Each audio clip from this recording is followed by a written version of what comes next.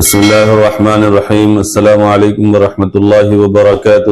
امام بخاری research academy سے شائع ہونے والے ہفت روزہ میگزین الجمعہ 20 رمضان المبارک 1446 ہجری مطابق 21 مارچ 2025 کے مضامین کی ریکارڈنگ پیش خدمت ہے۔ پہلا مضمون ہے اعتکاف اور رمضان کی ایک اہم عبادت۔ مضمون نگار مولانا محمد فرید حبیب ندوی۔ اور رمضان المبارک کی ایک اہم عبادت اعتکاف ہے۔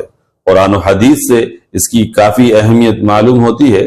سورہ بقرہ آیت 125 میں اللہ تعالیٰ نے فرمایا کہ ہم نے ابراہیم اور اسماعیل کو حکم دیا علیہ السلام کہ دونوں میرے گھر کو ان لوگوں کے لیے پاک کریں جو طواف کریں، اعتکاف میں بیٹھیں اور رکوع و سجدہ کریں۔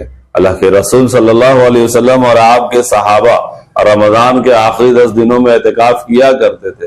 آپ صلی اللہ علیہ وسلم اعتکاف کو اتنی اہمیت دیتے تھے کہ اگر کبھی کسی وجہ سے یہ چھوٹ جاتا تو عید کے مہینے میں اسے پورا فرماتے تھے۔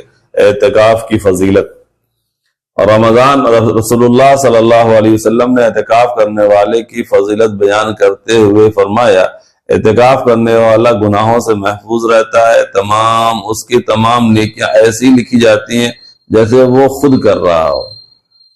اس حدیث سے اعتکاف کے 2 فائدے معلوم ہوئے۔ نمبر 1، اعتکاف کرنے والا جتنے دن اعتکاف کرے گا اتنے دن گناہوں سے بچتا رہے گا۔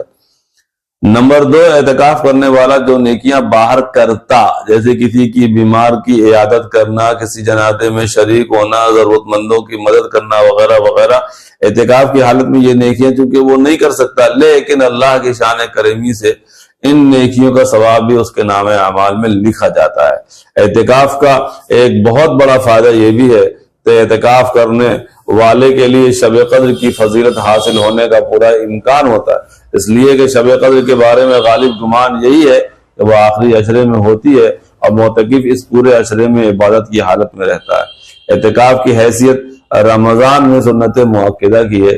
اگر بستی یا محلے سے کوئی ایک شخص بھی اعتکاف کر لے تو پورے محلے کی طرف سنت ادا ہو جائے گی، اور اگر ایک بھی نہ کرے تو سب پر سنت چھوڑنا لازم آئے گا۔ اللہ کے رسول صلی اللہ علیہ وسلم پابندی کے ساتھ ہر سال رمضان کے آخر عشرے میں اعتکاف فرماتے۔ اماں عائشہ فرماتی ہیں کہ اللہ کے رسول صلی اللہ علیہ وسلم اپنی وفات تک رمضان کے آخری عشرے کا اعتکاف فرماتے رہے۔ آپ کی وفات کے بعد آپ کی پاک بیویاں اعتکاف کرتی تھیں۔ بخاری 19:21۔ اعتکاف کا وقت جو ہے وہ 19 رمضان کے سورج ڈوبنے سے پہلے شروع ہو کر آخری روزے کے افطار تک رہتا ہے، اور اس لیے اعتکاف کرنے والے کو چاہیے کہ وہ 20 رمضان کو مغرب سے اتنا پہلے مسجد میں آ جائے کہ سورج ڈوبتے وقت وہ مسجد میں ہو۔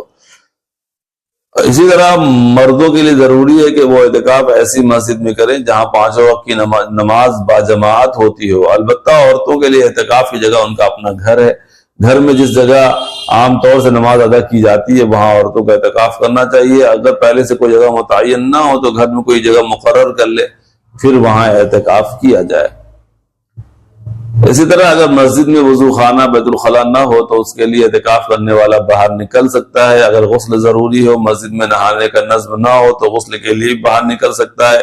اعتکاف کے دوران ٹھنڈک حاصل کرنے کے لیے غسل کرنے کی اجازت نہیں ہے، لیکن اگر گرمی ہو، پسینے کی وجہ سے کوئی شخص غسل کرنا چاہے یا کسی کو بغیر غسل کے سکون نہیں ملتا ہو تو بعض علماء نے اس کی اجازت دی ہے۔ اگر گھر سے کھانا لانے والا کوئی نہ ہو تو کھانا لانے یا کھانا کھانے کے لیے گھر جا سکتا ہے، لیکن ضرورت سے زیادہ گھر پر بالکل نہ ٹھہرے اور نہ ہی بلا ضرورت کسی سے باتیں کرے۔ اگر کوئی عورت اعتکاف میں بیٹھی ہو تو گھر کے کام کاج کے لیے اعتکاف کی جگہ سے باہر نہیں نکل سکتی۔ اگر وہ اعتکاف کی جگہ میں بیٹھ کر گھر کے کچھ کام کرنا چاہے، جیسے سبزی کاٹ دیا، آٹا گوندھ دیا وغیرہ، اس کی گنجائش ہے، لیکن بہتر یہی ہے کہ وہ خود کو زیادہ سے زیادہ عبادت میں مشغول رکھے اور گھریلو کاموں سے ان 10 دنوں کے لیے الگ کر لے۔ شادی شدہ عورت اگر اعتکاف میں بیٹھنا چاہتی ہو تو اس کے لیے اپنے شوہر سے اجازت لینا ضروری ہے۔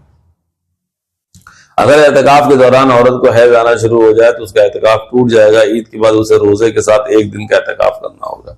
اعتکاف کے دوران بالکل خاموش رہنا اور اس کو عبادت سمجھنا غلط ہے۔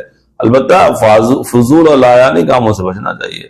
اعتکاف کے لیے کوئی خاص عبادت نہیں، کوئی بھی عبادت کی جا سکتی ہے، اپنے آپ کو نفل و نماز، قرآن کی تلاوت، ذکر و اذکار، دعا مناجات میں مشغول رکھنا چاہیے، دینی کتابوں کا مطالعہ کرنا چاہیے۔ اسی طرح مسجد کے جو شرعی حدود ہیں، یعنی وہ حصہ جو صرف نماز کی ادائیگی کے لیے بنایا گیا ہے، اس سے بلا ضرورت باہر نکلنا نہیں چاہیے، ورنہ اعتکاف ٹوٹ جائے گا۔ وضو خانہ، غسل خانہ، استنجا خانہ، مسجد کی سیڑھی، امام کا کمرہ، چپل جوتے اتارنے کی جگہ وغیرہ، ان سب جگہوں میں بلا ضرورت جانے سے اعتکاف ٹوٹ جائے گا، کیونکہ یہ سب جگہ مسجد کے حکم میں نہیں آتی ہیں۔ مرد کے لیے مسجد میں اعتکاف کرنا شرط ہے، اس لیے مرد کا گھر پر اعتکاف کرنا درست نہیں۔ شب قدر یوں تو رمضان کا ہر دن بلکہ ہر لمحہ بڑا قیمتی ہے، ہر وقت اللہ کی رحمتوں کی بارش ہوتی رہتی ہے، لیکن اس کے آخر 10 دن نہایت ہی قیمتی، خوبصورت، فضیلت والے اور اہمیت والے ہیں، کیونکہ انہی میں شب قدر آتی ہے اور ان 10 دنوں میں اعتکاف کی عبادت بھی ہے، اسی لیے ان دنوں کی بہت زیادہ قدر کرنے کی ضرورت ہے۔ یہی وجہ ہے کہ اللہ کے رسول صلی اللہ علیہ وسلم نے ان 10 دنوں میں خاص طور سے اپنے آپ کو عبادت کے لیے فارغ کر لیتے تھے، بلکہ اپنے گھر والوں کو بھی عبادت کی تلقین فرماتے، زیادہ سے زیادہ عبادت کی تلقین فرماتے۔ شب قدر میں کے سلسلے میں قرآن سے 5 چیزیں پتہ لگتی ہے، جیسے یہ کہ قرآن مجید اسی رات یعنی لوح محفوظ سے نیچے والے آسمان میں ایک ساتھ اتار دیا گیا تھا اسی رات کو، پھر حضرت جبرائیل اسے 23 سال تک تھوڑا تھوڑا کر کے اللہ کے رسول کو نازل کرتے رہے۔ نمبر 2، اسی طریقے سے یہ رات ہزاروں مہینے سے افضل ہے۔ نمبر 3، اس رات میں خصوصی طور پر فرشتے آتے ہیں جن میں خود حضرت جبرائیل علیہ السلام بھی ہوتے ہیں۔ نمبر 4، اس رات میں سارے معاملات کے بارے میں اللہ تعالیٰ کے فیصلے فرشتوں کی سپرد کر دیے جاتے ہیں، جیسے انسان کی عمر کیا ہوگی، موت کب آئے گی، کیسے آئے گی، روزی کتنی ملے گی، بارش کتنی ہوگی، وغیرہ وغیرہ۔ اسی طرح یہ پوری کی پوری رات خیر و سلامتی کی رات ہے۔ قرآن سے اتنا تو معلوم ہوتا ہے کہ شب قدر رمضان میں آتی ہے، لیکن رمضان کی اس تاریخ میں آتی ہے تو اس بارے میں قرآن نے کچھ نہیں بتایا۔ البتہ بخاری میں اما عائشہ کی ایک روایت ہے کہ اللہ کے رسول صلی اللہ علیہ وسلم نے فرمایا کہ شب قدر کو رمضان کے آخر 10 دنوں کی طاق راتوں میں تلاش کرو، بخاری 20-17۔ اس لیے رمضان کی 21ویں، 23ویں، 25ویں، 27ویں اور 29ویں راتوں میں سے تلاش کرنا چاہیے، خاص طور پر 27ویں رات کو تلاش کرنے کی زیادہ کوشش کرنی چاہیے۔ حدیث سے معلوم ہوتا ہے شب قدر کو رمضان کی 27ویں رات میں تلاش کرنا چاہیے۔ مسند 48 روایت۔ اللہ کے رسول صلی اللہ علیہ وسلم کے سلسلے میں آتا ہے کہ جب رمضان کا آخری عشرہ شروع ہوتا تو تلاوت، نماز، دعا وغیرہ کی مقدار میں اضافہ کر دیتے، خود بھی عبادت میں مشغول ہوتے، گھر والوں کو مشغول رکھتے۔ اما عائشہ فرماتی ہیں رضی اللہ عنہا کہ جب رمضان المبارک کا آخری عشرہ آتا تو رسول اللہ صلی اللہ علیہ وسلم کمر کس لیتے، خود بھی جاگتے، گھر والوں کو بھی جگاتے۔ اس لیے شب قدر میں خوب عبادت کرنی چاہیے، نماز، قرآن کی تلاوت، مختلف ذکر و اذکار میں مشغول رہنا چاہیے، اپنے رب کو راضی کرنے کی کوشش کرنی چاہیے۔ ایک حدیث میں آپ صلی اللہ علیہ وسلم نے فرمایا کہ جو شخص ایمان اور اخلاص کے ساتھ شب قدر میں عبادت کرے اس کا اگلے پچھلے سارے گناہ معاف کر دیے جائیں گے، بخاری 19:1۔ اس رات میں دعا کا اہتمام خاص طور پر کرنا چاہیے۔ اما عائشہ رضی اللہ عنہا نے اللہ کے رسول صلی اللہ علیہ وسلم سے پوچھا کہ اگر میں شب قدر پا لوں تو کون سی دعا کروں؟ نبی کریم صلی اللہ علیہ وسلم نے فرمایا تم یہ دعا کرنا، اللہم انک عفو تحب العفو فاعف عنی، اے اللہ آپ معاف کرنے والے ہیں، معافی کو پسند کرتے ہیں، معاف فرما دیں۔ اس لیے یہ دعا خوب مانگنی چاہیے۔ اسی طرح اللہ تعالیٰ نے اپنی خاص مصلحت اور حکمت سے اس دنیا میں مال و دولت کے لحاظ سے ایک کو دوسرے پہ فضیلت بخشی ہے۔ یعنی ہم صدقہ فطر کے تعلق سے بات کر رہے ہیں کہ کسی کو مالدار بنایا ہے، کسی کو غریب بنایا ہے، لیکن ساتھ ہی اللہ تعالیٰ نے مالداروں کو حکم دیا کہ غریبوں کو حقیر نہ سمجھو بلکہ ان کی مدد کرو۔ اگر خوشی کا موقع ہے تو ایک مالدار مسلمان کے لیے مناسب ہی نہیں ہے کہ وہ تو خوشیاں منائے اور غریب بھائی خوشیوں سے محروم رہے اور وہ پریشانی میں مبتلا ہو۔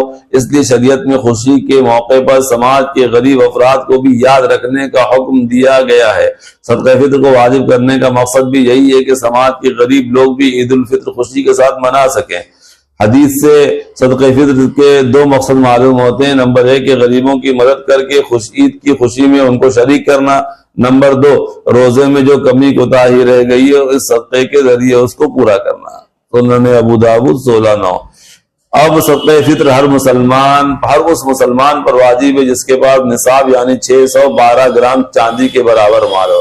اس کے واجب ہونے کے لیے مال پر 1 سال کا گزرنا شرط نہیں ہے، نہ ہی مال کا تجارتی ہونا اور مال والے کا عاقل اور بالغ ہونا شرط ہے۔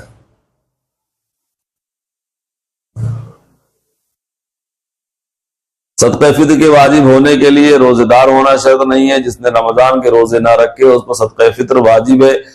صدقہ فطر انہیں دیا جا سکتا ہے جنہیں روز زکوٰۃ دی جا سکتی ہے۔ رمضان المبارک شروع ہونے کے بعد کبھی بھی صدقہ فطر ادا کیا جا سکتا ہے، البتہ عید سے پہلے ادا کر دینا بہتر ہے۔ عاقل بالغ اولاد کی طرف سے صدقہ فطر ادا کرنا باپ پر ضروری نہیں ہے، لیکن اگر باپ ادا کر دے تو درست ہو جائے گا۔ نابالغ بچے کے پاس اگر نصاب کے برابر مال ہو تو ان کے مال سے صدقہ فطر ادا کیا جائے گا۔ اگر ان کے پاس نصاب کے برابر مال نہ ہو تو ان کے والد ان کی طرف سے ادا کریں گے۔ حدیثوں سے معلوم چلتا ہے کہ صدقہ فطر میں گیہوں، کھجور، کشمش، پنیر، جو میں سے جو کوئی بھی چیز ادا کر دی جائے ہو جائے گی۔ گیہوں سے نکالنا ہو تو 2.25 کلو یا اس کی جو قیمت ہو اس کے حساب سے رقم ادا کی جائے گی۔ اگر کھجور، کشمش، پنیر، جو سے نکالنا ہو تو 3.5 کلو یا اس کی جو قیمت ہو اس کے حساب سے رقم ادا کی جائے گی۔ حدیث پر غور کرنے سے معلوم چلتا ہے کہ اللہ کے رسول صلی اللہ علیہ وسلم نے لوگوں کی حیثیت کے مطابق صدقہ فطر ادا کرنے کا حکم دیا۔ جو لوگ خوشحال پیسے والے ہیں ان کو کھجور، کشمش، پنیر، جو سے صدقہ فطر ادا کرنا چاہیے، اور جو لوگ کم پیسے والے ہیں وہ گیہوں سے نکال دیا کریں۔